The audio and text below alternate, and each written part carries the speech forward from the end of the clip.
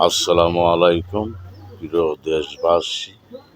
বাংলাদেশের প্রধান জনাব তারেক রহমান পুলিশের উদ্দেশ্যে বলেছে, আপনারা পুলিশ বাহিনী এদেশের সরকারের একটা অংশ।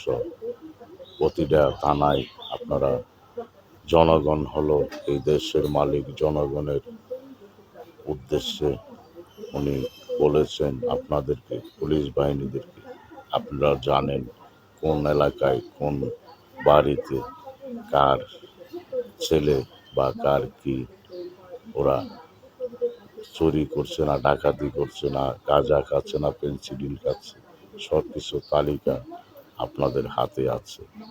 ইচ্ছা করলে, আমি বলি আমার বিবেক থেকে, আপনারা যদি ইচ্ছা করেন তাহলে এই বাংলাদেশে বিভিন্ন ধরনের কুকর্ম আপনারা 8 দিনের ভিতরে দূর করতে পারেন। কোনো দর্শন বলাৎকারী থাকবে না, কোনো চুরি ডাকাতি হবে না, কোনো সন্ত্রাসী আলামত থাকবে না বাংলাদেশে। একমাত্র পুলিশ বাহিনী যেই রাষ্ট্রে সঠিক থাকবে, সেই রাষ্ট্রে দুর্নীতি করার কোনো সুযোগ নেই।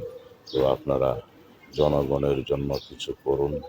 ইচ্ছা করলে সরকারকে আপনারা দুর্নামের পথে নিয়ে যেতে পারেন।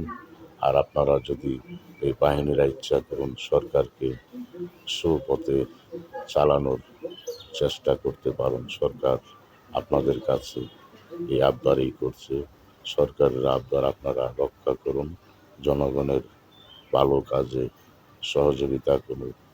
আর যারা অকর্ম করে তাদেরকে আইনের আওতায় আনুন।